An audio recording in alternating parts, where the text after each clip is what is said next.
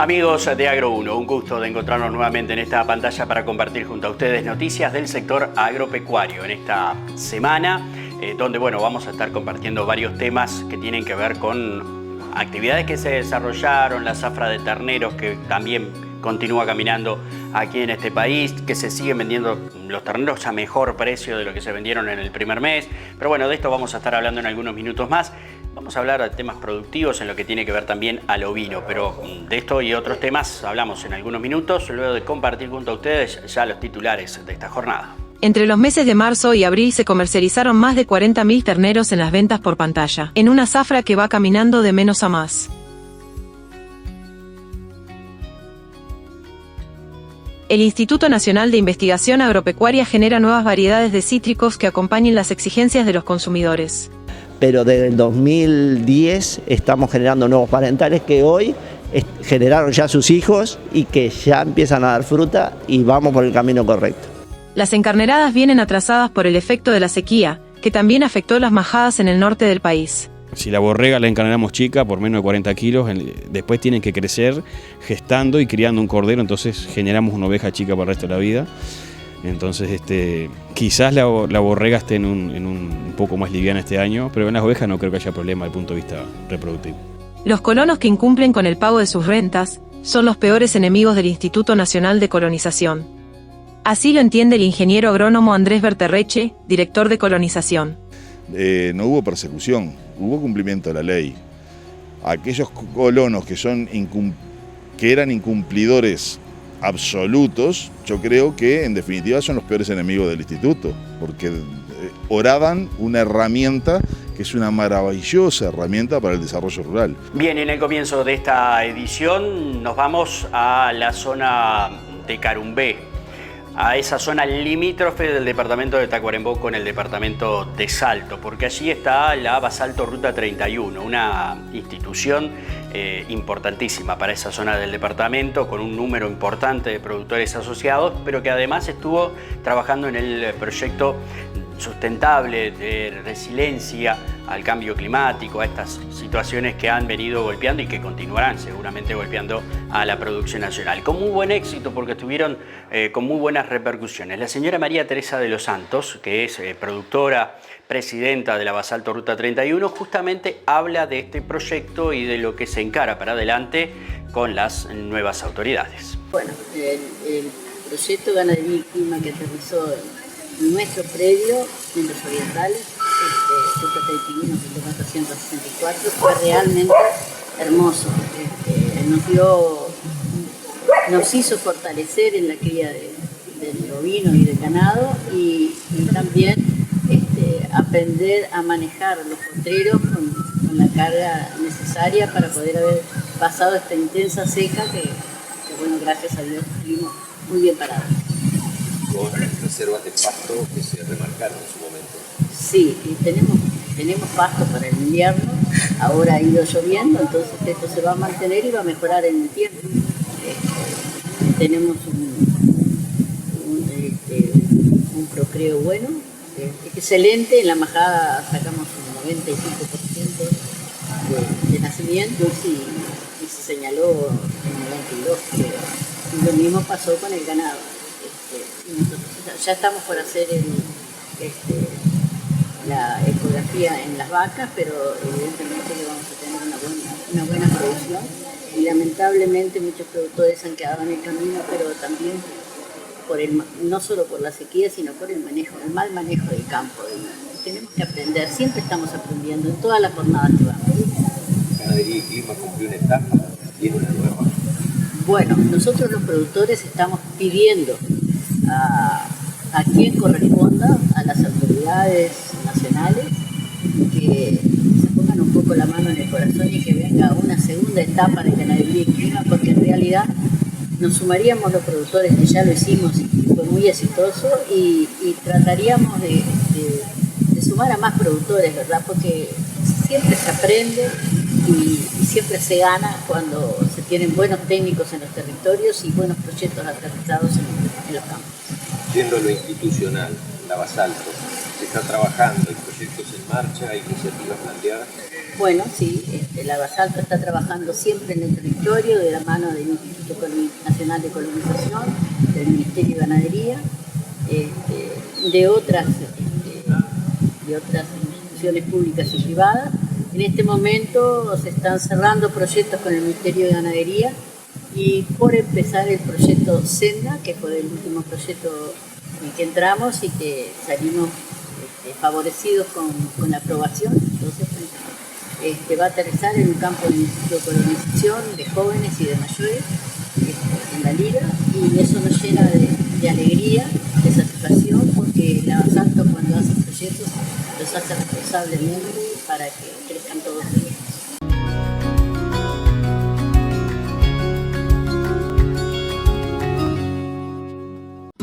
José F. Jasso Negocios Rurales. Embarques a frigorífico, remates, consignaciones, negocios particulares, arrendamiento y venta de campos. José F. Jasso Negocios Rurales. 146, teléfono 473-20898, www.jfjassonegociosrurales.com. Los negocios rurales tienen un nombre en Salto, un nombre que es sinónimo de seriedad, responsabilidad y transparencia. Miguel Pizarrosa, representante de Lanas Trinidad, consignatario de ganado, rematador, negocios particulares, intermediación en la compra-venta de inmuebles, administración de establecimientos, tasaciones, liquidaciones, capitalizaciones y arrendamientos. Miguel Pizarrosa Negocios Rurales, una empresa sólida y confiable a su servicio. Uruguay 1996, teléfono 473-40-300. En mayo, la ganadería se encuentra en Salto. La Sociedad Criadores de Hereford te invita a la 5ª edición de la Expo Nacional Hereford, viernes 19 y sábado 20 en la Sociedad Agropecuaria de Salto. Juras de bozal y de campo, Foro Nacional Ganadería a la Carta y Remate Nacional Hereford. Hereford, Uruguay. Criadores desde 1864. Calsal, una cooperativa agraria que acompaña el sector agroindustrial desde 1956. Participando en la cadena productiva desde la producción de la materia prima hasta la elaboración de productos para el consumidor final. Llegando a los hogares de los salteños con su harina en 2 versiones, harina común y pastera.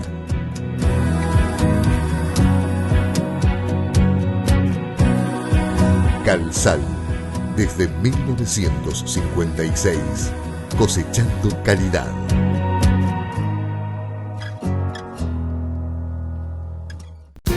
Escritorio Luis Aldúa, Negocios Rurales, una tradición familiar con toda una historia ligada al campo, comercialización de haciendas y remates en su local Carumbé.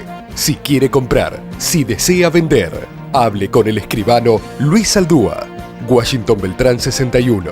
Escritorio Luis Aldúa, Negocio Seguro.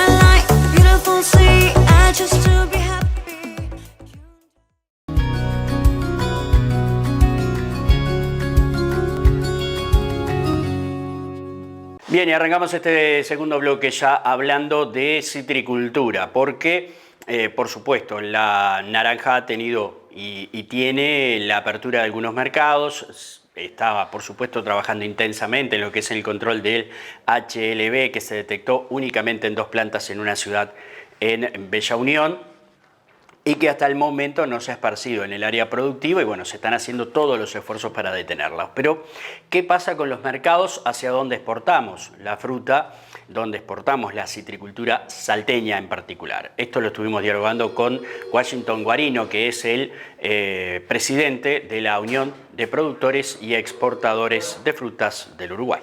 Bueno, el mercado afuera, en sentido internacionalmente, lo que Estados Unidos está normal, digo, un mercado normal que tenemos, digo, es lógico que hay que estar con los tamaños que nos piden, los tamaños, los calibres de la fruta que nos piden. Los mercados hoy, otros competidores nuestros tienen sus problemas también de puerto, internamente, problemas gremiales. Uruguay en eso me parece que venimos muy bien ordenados, el sector. Un tema fundamental que fue el tema naviero, que nos complicó muchísimo el año pasado. Lo que sí, la cantidad de días que nos llevaba llegar con fruta, y bueno, eso nos complicó un poquito el año pasado, y este año el problema naviero creo que va a estar por lo menos empezando a estar un poquito más solucionado, y principalmente que bajen los precios de los fletes, ¿no? Eso es claro. ¿Los controles en destino, principalmente en Europa, están muy fuertes? Europa sí controla mucho la parte, lo que es la parte de producto, eso hay que tener mucho cuidado, por eso no es aplicar producto en quinta, hay que ser muy cuidadoso, y bueno, Europa en eso sí es complicado. Europa lo que es complicado para nosotros, sí, lo que es claro son los aranceles. Si hablamos de ese tema arancelario, pasamos a ser poco interesante para el cliente europeo. Tenemos un arancel alto y eso nos complica un poquito. Lo demás lo vamos llevando ordenado. Pero vamos yendo bien con los mercados están todos pidiendo fruta, pero sí hay que ser muy ordenado y bueno, hay que mandar las calidades que ellos pidan, ¿no? Tenemos que ser muy ordenados en eso.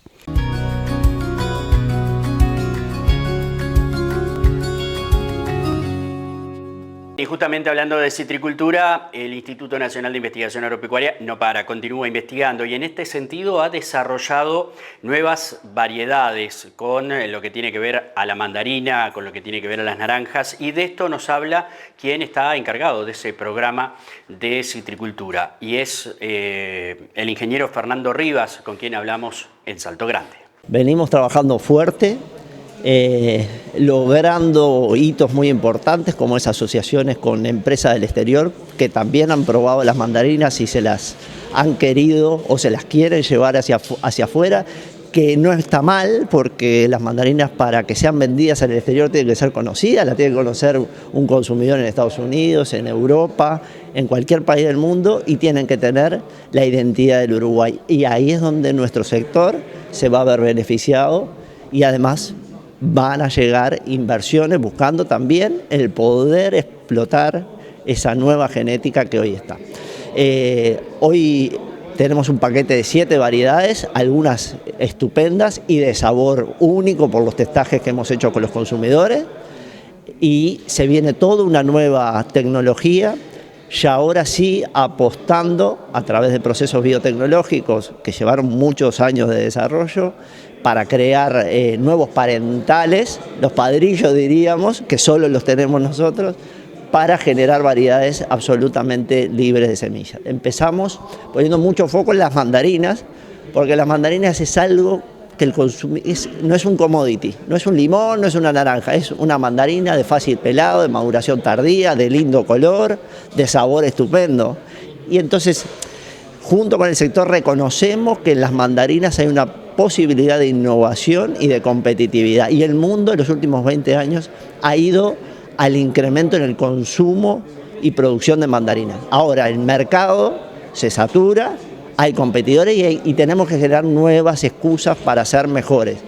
Y ahí la innovación varietal juega un rol importante. Y entre ellos son mandarinas que estén testadas con los consumidores, que tengan excelentes aptitudes organolépticas, el sabor, la facilidad del pelado, que sean atractivas también y que viajen a largas distancias. Eso es lo que estamos buscando, eso es lo que estamos obteniendo, lo vamos a ver en siguientes jornadas de demostración de variedades. De hecho, la semana que viene tenemos visita del exterior que están interesados en invertir en el programa para hacernos más fuertes y tener socios en el exterior para poder explorar esa genética.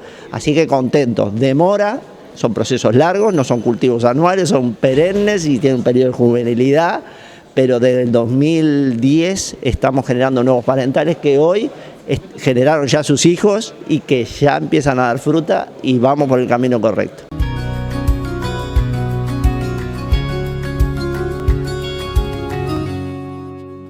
Bien, y para ir cerrando este bloque vamos a seguir hablando de citricultura y en este caso de HLB, porque en Brasil está presente la enfermedad, pero está presente en el norte. Este Río Grande del Sur, fronterizo con Uruguay, está libre de esta enfermedad. Y al respecto estuvo el doctor Dori Navas de la Embrapa de Brasil, planteando la situación del vecino país y además también dando algunas recomendaciones de cómo trabajar en este sentido con la enfermedad que ya está presente en Brasil y aquí recién está apareciendo. Bueno, el sector citrícola brasileño es súper importante. Nosotros tenemos realidades distintas en nuestro país. Hay la principal región productora que nosotros llamamos de cinturón cítrico, que queda en São Paulo, parte de Minas Gerais, y es donde se produce casi la totalidad de naranjas destinada a producción de suco, de jugo para exportación. En este lugar, el problema del HLB es un problema serio y desde su descoberta en 2004, los órganos responsables, Fundecitrus y Universidad y otros institutos de pesquisa están trabajando en el sentido de viabilizar la producción, ¿no? Y básicamente direccionada en la cuestión de utilización de mudas de plantas sadias, parte de la erradicación de las plantas y principalmente del tratamiento del vector de Diaphorina citri, del insecto que transmite la bacteria. Y eso hace 19 años que se está llevando a cabo este manejo. Hasta ahora es posible producir citros en áreas infestadas con diaforina, pero los costos aumentan mucho. No sabemos hasta dónde el problema persistirá, ¿no? Y en otras regiones de Brasil, por ejemplo, locales indígenas, ¿no?, donde no hay la enfermedad, se produce citros más para consumo local. Entonces se producen mandarinas. Y el caso de Rio Grande do Sul, que se produce mucha mandarina cerca de Porto Alegre y se consume en el estado y se manda en otros estados también. Y hay áreas nuevas acerca de divisa con Argentina y con Uruguay, que son empresas que producen citros también para exportar, ¿no? Y citros de mesa también. Y a nuestra preocupación justamente es estos cultivos, ¿no? Porque Uruguay ya detectó HLB, Argentina ya tiene, ¿no?, que hace divisa, y en el final de año pasado Santa Catarina también, que es el estado que queda del norte de Rio Grande do Sul, detectaron plantas también con síntomas. Entonces hoy Rio Grande do Sul es un estado que, digamos así, una isla donde no hay registro de la enfermedad. Y estamos trabajando para mantener esta situación lo más tiempo posible.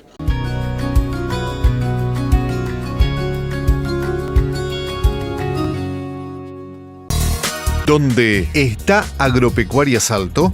Siempre junto a la producción, asesorando, administrando, ejecutando trabajos en agricultura y ganadería, vinculando a los protagonistas rurales, buscando una salud económica que permita hacer de esta actividad la realización de muchos y un sueño de otros.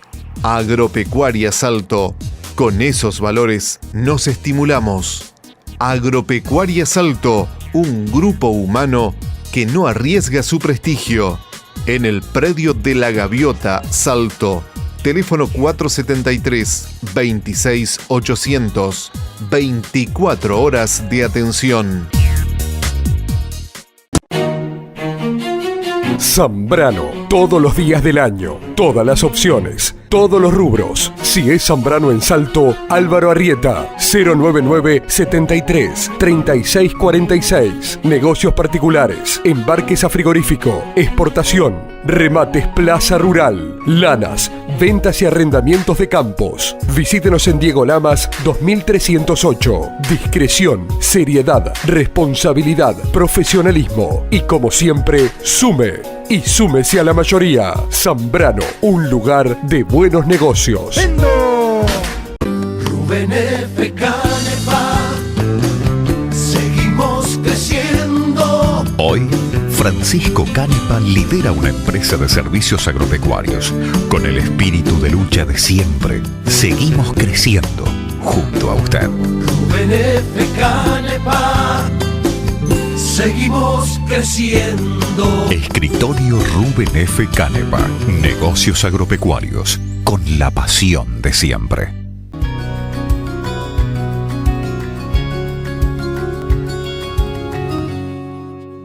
Bien, y en este tramo vamos a hablar con el presidente del Secretariado Uruguayo de la Lana, con Alfredo Frost, porque no estaba previsto, fue de último momento la invitación del ministro, ya está en la lista que va hacia China, y el presidente del Secretariado Uruguayo de la Lana, Alfredo Frost, va a estar acompañando la misión oficial que estará en el gigante asiático, hablando con los principales compradores de lana del Uruguay. Esto nos decía Frost al respecto. La verdad que no es 100% seguro porque el tema es que el ministro hay en la Asunción y después de eso alguna charla, el presidente Yaro y después otras personas más me dicen el Sul tiene que ir a China conmigo, tú tenés que ir a China conmigo. Entonces yo por supuesto recién entrando al Sul con todos las cosas que tenemos para empezar y solucionar y demás, con un presupuesto recientemente presentado, que obviamente es ajustado por la situación, le digo, lo tengo que ver, ministro. Me dice, no, tenés que ir. Y bueno, al poco tiempo ya me estaba llegando de que estaba en la lista y que había que mandar todo a la embajada en China y es un tema de rigor y protocolo de mandarlo. Tu colega tenía la lista ayer, yo pensé que no era público, entonces me pregunta, ¿así que te vas a China? El tema es por qué. Bueno, el ministro está yendo del 7 al 26, es una agenda bien importante. Solo que allí, por el entorno del día, a partir del 18, van a haber todas reuniones con empresas chinas, estatales obviamente, que de alguna manera tienen negocios con Uruguay de mucho tiempo, de poco tiempo, pero en prácticamente todo. Entonces, hay 2 o 3 días en donde hay reuniones con las 2 empresas más importantes de compra de lana de Uruguay, históricamente en volumen y demás.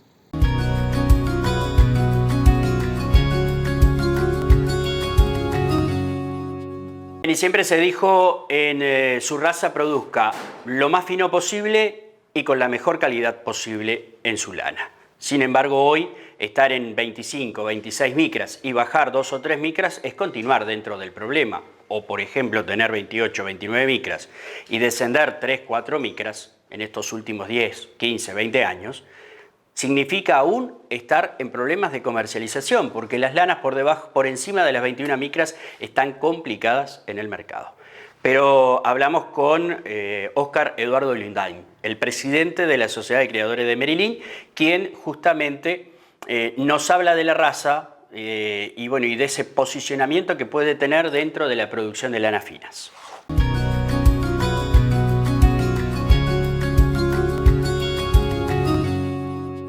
Básicamente que el camino es ir hacia lo más fino, pero justamente manteniendo el doble propósito con redes carniceras muy buena.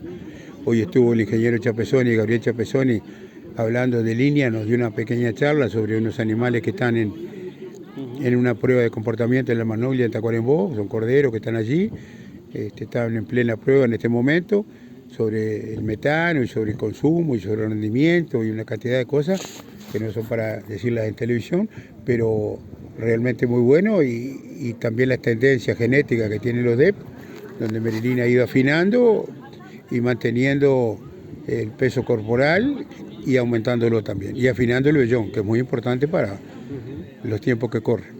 Ahora, Oscar, cuando uno mira justamente el vellón del Merillín, vellón fino, y recuerda aquella vieja frase, ¿no? Afinar dentro de cada raza lo más fino posible y con la mejor calidad de lana posible, ¿no? Ahora, para algunas razas y para algunos micronajes todavía el haber afinado no lo es todo, ¿no? Hoy las lanas por debajo de cierto micronaje están con buena colocación, por encima de ese micronaje están complicadas. ¿Le falta todavía a la Merillín afinar? Bueno, es un piso que la Merillín no lo tiene. Digo, hacia lo fino puede seguir hasta lo más fino. Merillín tenía, en su estándar lo tiene, hasta las 25 o 26 micras, era por el lado de lo más grueso.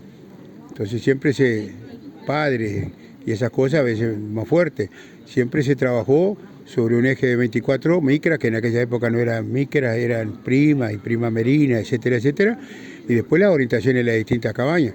Lo difícil es mantener un animal de muy buena estructura, de muy buena res carnicera, con un buen peso de vellón y afinándolo. Bueno, eso es lo que está el desafío de ahora y es lo que se está tratando de afinar con la obtención de datos objetivos que ayudan también mucho al productor, ¿no?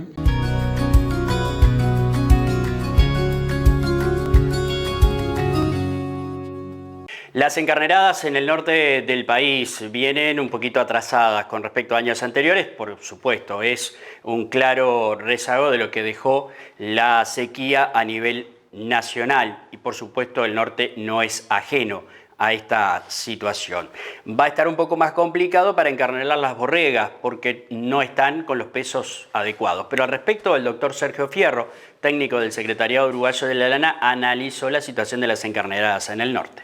Sí, Luis, ha sido un par de años particulares en relación a todo lo que fue, lo que le llamamos seca, el déficit hídrico que hubo entre el fin del año pasado y este año.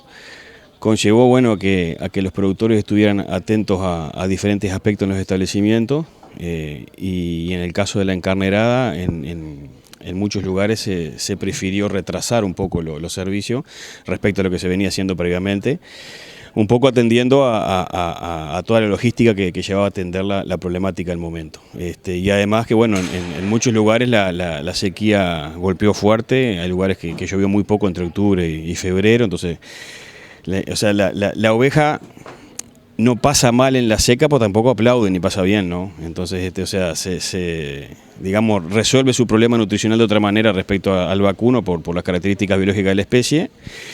Y bueno, pero cuando el déficit es muy amplio y por mucho tiempo, claramente la majada se había sentida. Entonces teníamos en algunos lugares majadas sentidas, porque de alguna manera u otra los mejores lugares para comer lo estaban usando los vacunos, entonces las ovejas estaban un poco más altas cargas y eso también retrasó el crecimiento de las borregas. Entonces muchos productores, creo yo, con un buen concepto retrasaron el periodo. O sea, cuando digo buen concepto, digo mirando la situación del momento, si atraso un poco la encarnerada, espero las lluvias que ocurrieron. Ese pico de pastura generó que la majada mejoró un poco y como decía Matías unos días anteriores, está un poco dispar lo que es el estado corporal de la majada en general. Hay lugares que están muy bien porque llovió en febrero y tuvieron un mes de recuperación, hay lugares que están justas y que recién están arrancando están a mitad de encarnerada, estamos a fines de abril, ¿verdad? O sea, en muchos establecimientos no era normal arrancar tan tarde en abril, pero las circunstancias llevan a eso.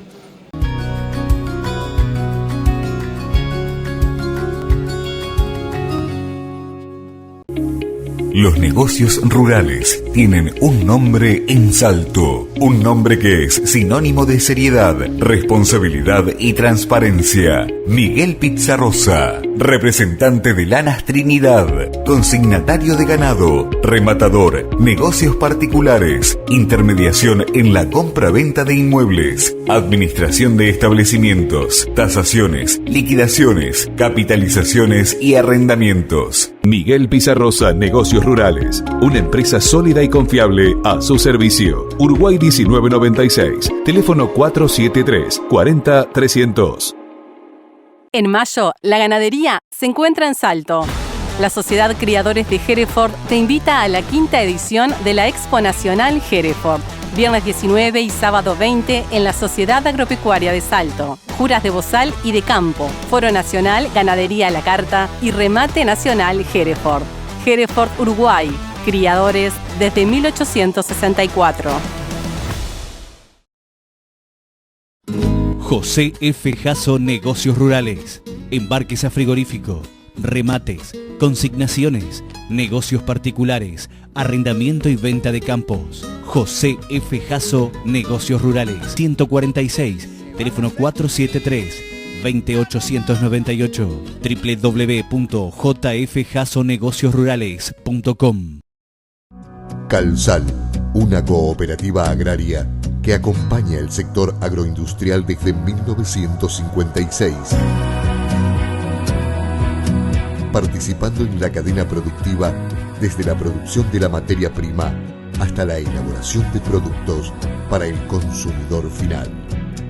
Llegando a los hogares de los salteños con su harina en 2 versiones, harina común y pastera.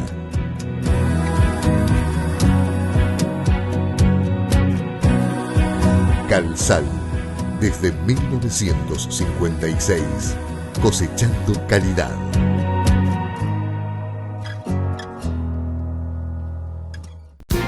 Escritorio Luis Aldúa, Negocios Rurales, una tradición familiar con toda una historia ligada al campo, comercialización de haciendas y remates en su local Carumbé. Si quiere comprar, si desea vender, hable con el escribano Luis Aldúa, Washington Beltrán 61.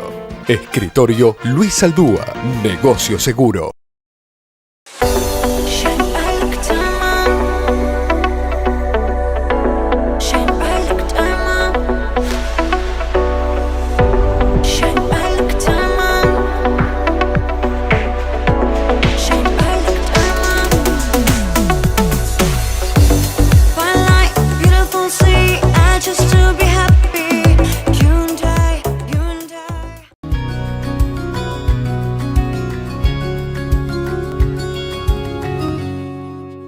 Bien, y vamos a hablar del Instituto Nacional de Colonización, porque durante mucho tiempo, y en la presidencia de quien va a estar dialogando con nosotros, el ingeniero Andrés Berterrecche, se habló mucho y se criticó mucho sobre una persecución hacia los colonos por parte de quien presidía en ese momento la institución.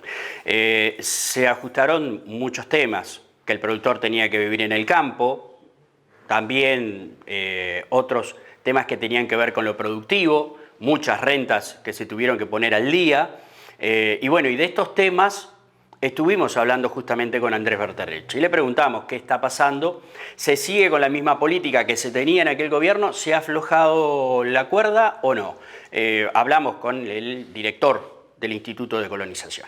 No hubo persecución, hubo cumplimiento de la ley. Aquellos colonos que eran incumplidores absolutos, yo creo que en definitiva son los peores enemigos del instituto, porque oraban una herramienta que es una maravillosa herramienta para el desarrollo rural. Y además pasamos de un 30% de pago, de estar al día, a un 80, 70 y pico % de estar al día. Entonces no fue persecución, fue ordenamiento. Y en este momento se sigue exactamente igual, en el cumplimiento de la ley. Eso no significa, el instituto por tener un fin social sigue siendo, dentro de los entes del Estado, tal vez el que tiene más paciencia, diálogo, conversaciones. Ningún ciudadano que no pague por 10 años la luz no se la van a cortar. En el instituto hay gente que ha tardado 10 años en no pagar y sin embargo hasta el último momento seguimos negociando y dialogando, ¿no? Por ahora no. Eso sigue porque es la esencia de la ley. Es decir, la ley 11.029 del año 48, que ya de paso el aviso, estamos celebrando los 75 años de su creación, se hizo justamente para que los productores que querían vivir de la tierra y en la tierra lo hagan. Esto no es una inmobiliaria, no es una góndola de tierras. Esto cumple un rol social y cumple un rol productivo. No es para jugar a tener campo. Esto es para ser productor agropecuario familiar o asalariado rural con posibilidades de producir en su propia tierra, arrendada o en propiedad. Esa es la idea de la esencia de la ley y va a seguir estando así, mientras yo creo que ahí va a necesitar otra discusión que nos trasciende a nosotros. En mi caso soy un gran defensor del Instituto de Colonización y mantengo la esencia de la ley. Gracias. No, por favor, encantado.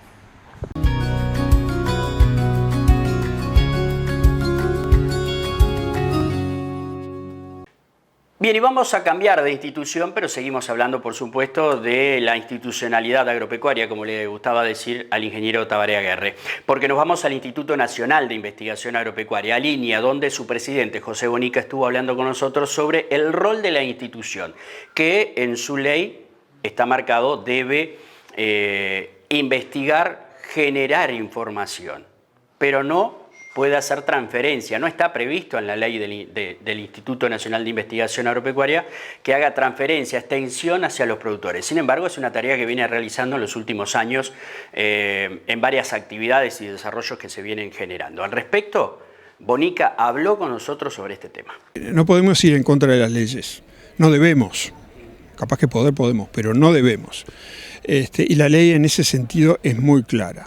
Pero también es cierto, por otro lado, que investigar, y si no se transfiere, es decir, si no llega a quien tiene realmente que utilizar los datos de esa investigación, no tiene sentido. Entonces, ¿cuál de las dos cosas son más importantes? Yo no lo sé, si investigar o tener buenos canales para que el producto de esa investigación llegue a quienes la tienen que utilizar, que son básicamente productores, pero también no nos olvidemos políticas públicas. INIA tiene obligación de dar información para que después otros decidan, ya sea económicamente o en la toma de decisiones, pero tiene la obligación de dar información. Entonces, este es un tema que está en debate. Afortunadamente la tecnología nos está ayudando. ¿A qué me estoy refiriendo? Que tradicionalmente extensión involucraba a técnicos extensionistas que iban y charlaban con los productores y que venían a las estaciones experimentales, jornadas. Hoy los medios ayudan muchísimo a comunicar y se puede hacer de una manera que en recursos lleva mucho menos, pero que llega a más gente. Y esto es un desafío que tenemos por delante. Pero sí, no es el rol de INIA, pero hay que hacerlo. No hay ninguna duda que hay que hacer extensión.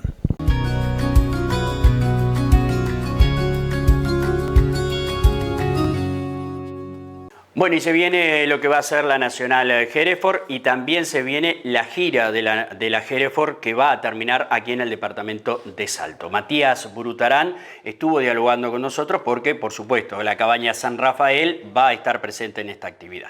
Y bueno, en la cabaña y lo que realmente tienen cabaña, yo creo que muchas veces va un poco separado lo que es el clima con lo que es la preparación de los animales para exposición. Capaz que la gente que tiene ganado más comercial, sí, en ese caso se le complica un poco más. Pero la verdad que los lotes que he visto, que he hecho, como te digo, para HHS, la verdad que me sorprendió el estado y cómo están los ganados después de haber pasado una seca sin haber estado suplementado, que todos te dicen eso, que ellos no suplementan.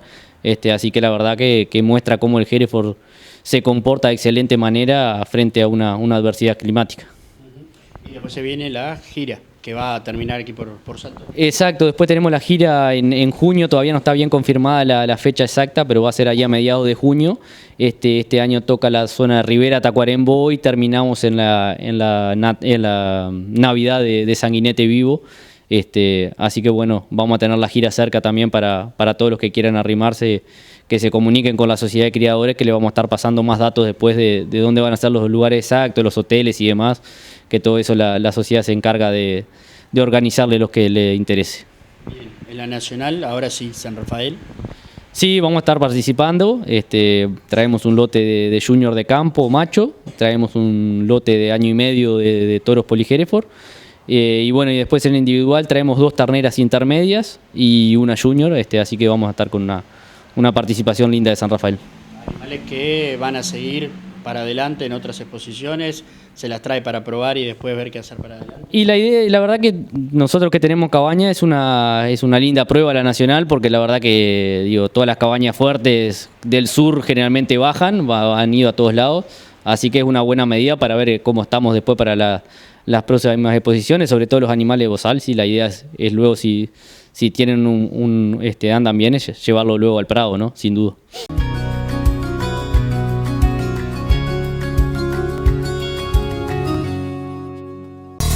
¿Dónde está Agropecuaria Salto?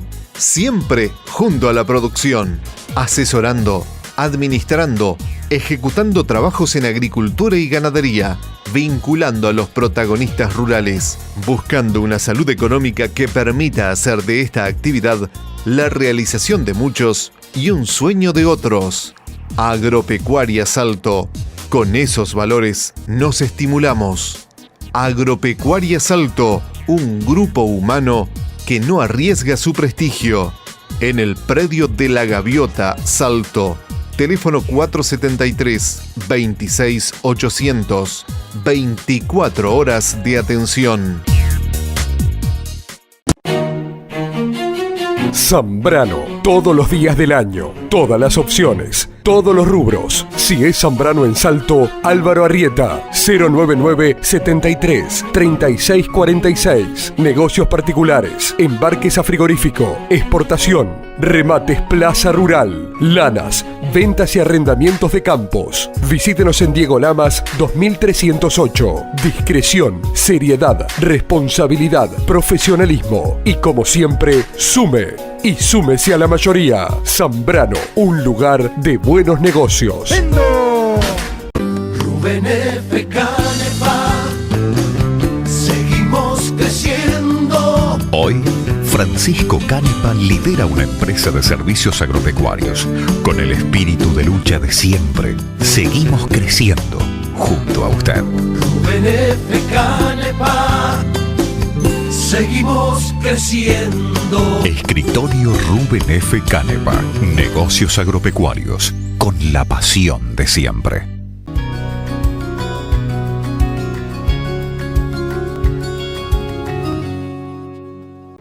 Bien, y ahora nos vamos a hablar del sector granjero, los valores como siempre que deja la unidad agroalimentaria metropolitana desde la capital del país para el sector de la granja.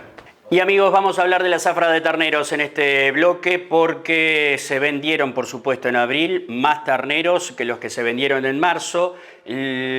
Una lógica de 30 días más en el campo, están más pesados que en el mes de marzo. Además, las lluvias que se dieron desde la mitad a final del mes marzo generaron otro espíritu en el ámbito productivo y eso determinó que de 2.40 los terneros se fueran a 2.57. Pero para analizar la zafra, este es el siguiente informe. La zafra de terneros del 2023 se presentaba como un gran desafío pocas semanas antes de comenzar. Por un lado, se había atravesado por una de las sequías más intensas de las últimas décadas durante los 2 primeros meses y medio del año. Por otro lado, se suponía que la generación de terneros del 2022 era relativamente numerosa. En consecuencia, el escenario parecía tener expectativas de una demanda escasa debido a la crisis forrajera y de una oferta relativamente abundante. Pero todo cambió a mediados de marzo después de la ola de calor de la primera quincena. El escenario mejoró de forma rotunda y las proyecciones para los mercados ganaderos continúan siendo auspiciosas. La demanda reaccionó en consecuencia ante la expectativa de mejores condiciones forrajeras que puedan sostener más animales en los campos, en especial animales nuevos. Durante los meses de marzo y abril se han comercializado 41.909 cabezas de terneros, en los remates por pantalla a nivel nacional, de Plaza Rural, Lote 21 y Pantalla Uruguay. En el mes de abril se remataron casi 3.000 terneros más que en marzo. Tras el efecto de las lluvias, y con un mes más en el campo, el peso de los terneros vendidos en abril subió 6 kilos. Esto, sumado a un incremento de 17 centavos en el precio al kilo, determinó que los terneros cotizaran en abril a $410 por cabeza, subiendo un 11% su cotización. En Salto, se vendieron 2.260 cabezas en los 2 meses, a un promedio de $2.42 al kilo, o $415 al bulto. En el mes de abril se comercializaron 30 animales más que en marzo, 12 kilos más pesados y con un valor al kilo que subió 8 centavos. Por lo tanto, los terneros vendidos desde Salto cotizaron a $436 por cabeza, un 10% más que en marzo.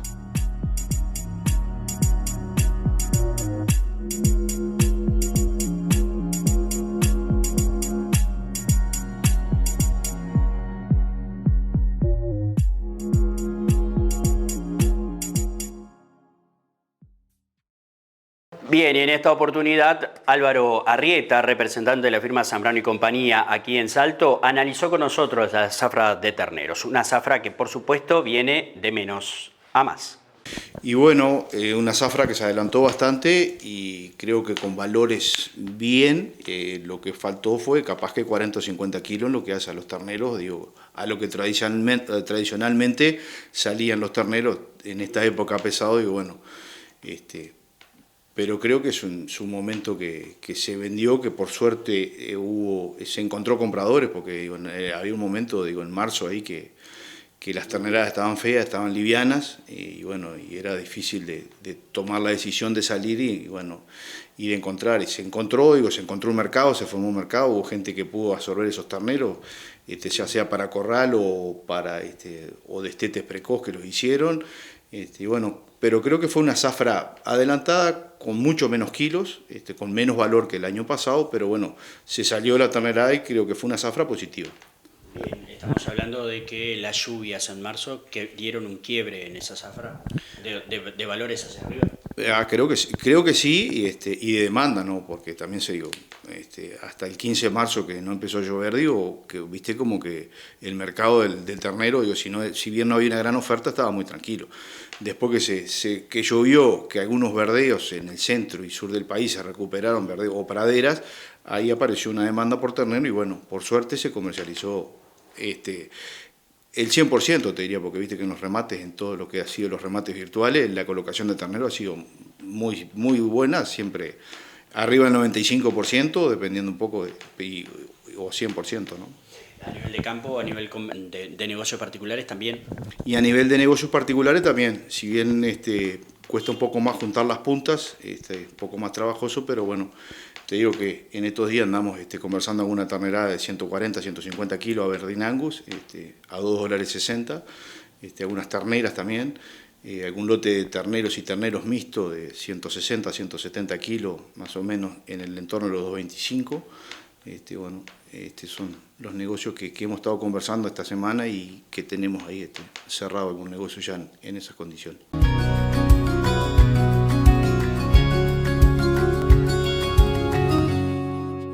Bien, y para cerrar este bloque, vamos a los valores que dejaron desde la Asociación de Consignatarios de Ganados para el mercado de haciendas, tanto el gordo como la reposición. Con una poca oferta de ganado gordo, sobre todo acá en el norte, o muy poca oferta, debido a que se vendió mucho ganado, mucho novillo sin terminar en enero, febrero, marzo, y que sería el novillo que estaría saliendo gordo hoy.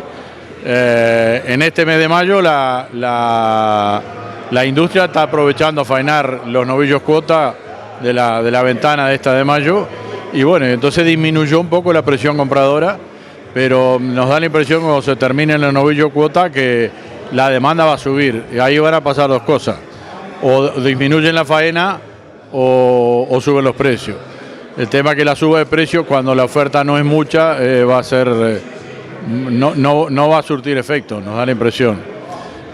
Con respecto a la reposición, acá en el norte todo lo que aparece se vende rápido, y esto es lo que ha pasado de enero a la fecha, como que estaríamos empezando una disminución de la oferta. Lo que alguien comentó fue que había gente comprando en el sur para traer para el norte, y sí, eso es realidad, porque hubo muchos productores del norte que ya han vivido varias secas, que se apuraron a vender en enero o en diciembre, cuando vieron que la cosa venía complicada, empezaron a vender, y eso llevó a que hoy estén con pasto y estén tratando de reponer algunos ganados vendidos.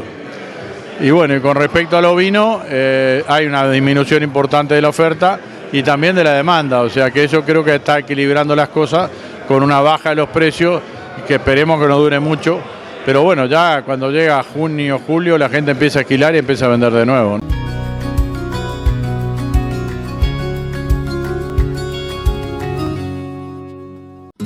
José F. Jasso Negocios Rurales.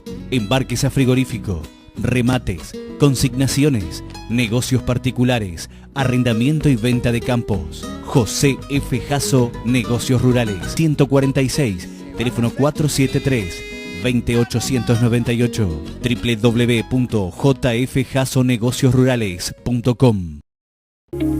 Los negocios rurales tienen un nombre en Salto, un nombre que es sinónimo de seriedad, responsabilidad y transparencia. Miguel Pizarrosa, representante de Lanas Trinidad, consignatario de ganado, rematador, negocios particulares, intermediación en la compra-venta de inmuebles, administración de establecimientos, tasaciones, liquidaciones, capitalizaciones y arrendamientos. Miguel Pizarrosa Negocios Rurales, una empresa sólida y confiable a su servicio. Uruguay 1996, teléfono 473-40-300. Calsal, una cooperativa agraria que acompaña el sector agroindustrial desde 1956. Participando en la cadena productiva desde la producción de la materia prima hasta la elaboración de productos para el consumidor final. Llegando a los hogares de los salteños con su harina en dos versiones, harina común y pastera.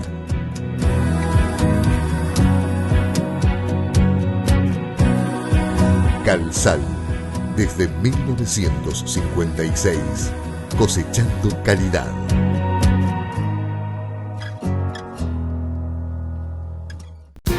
Escritorio Luis Saldúa, Negocios Rurales, una tradición familiar con toda una historia ligada al campo, comercialización de haciendas y remates en su local Carumbé. Si quiere comprar, si desea vender, hable con el escribano Luis Saldúa, Washington Beltrán 61. Escritorio Luis Saldúa, Negocio Seguro.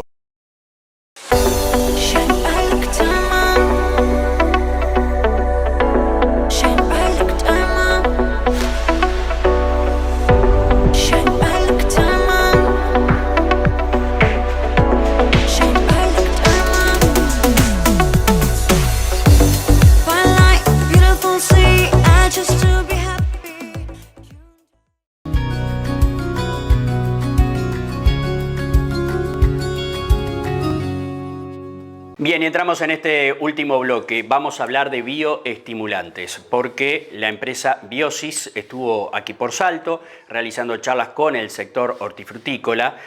Pablo Alves, representante de la firma aquí en el norte del país, habló con nosotros. Biosis es una empresa que ya hace 20 años que está en el mercado.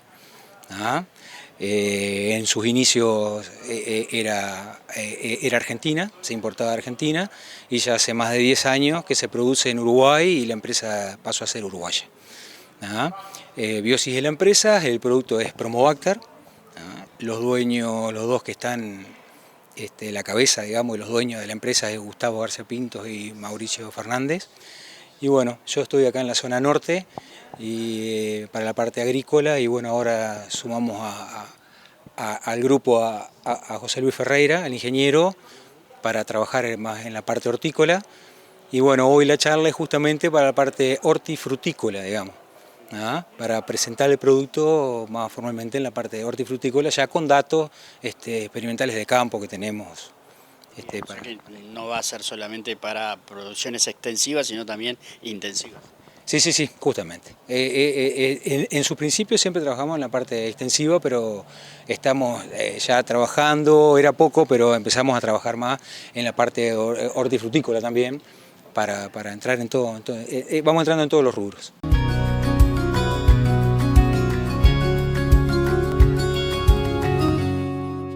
Bien, ¿y qué decirle de los bioestimulantes? ¿Cuál es el efecto que tienen? ¿Cuál es la mejora que hacen a nivel productivo? Bueno, fue lo que hablamos con el director técnico de Biosis, Gustavo García Pintos, quien, por supuesto, nos brinda detalles de esta tecnología.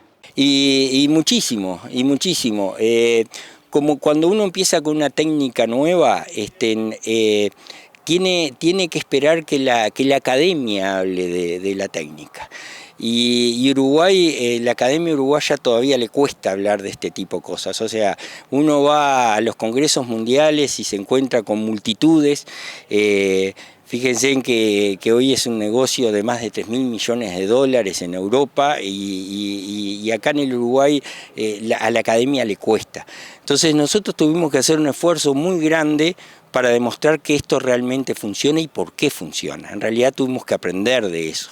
Y en función de ir aprendiendo de eso es que estamos en este lugar, ¿no? O sea, y hasta ahora, gracias a Dios, no solo existe Promobacter, sino hoy hay muchísimos bioestimulantes en el país. Eso es una señal muy fuerte de que la bioestimulación es muy buena. Básicamente nosotros tenemos más de 20 años en esto.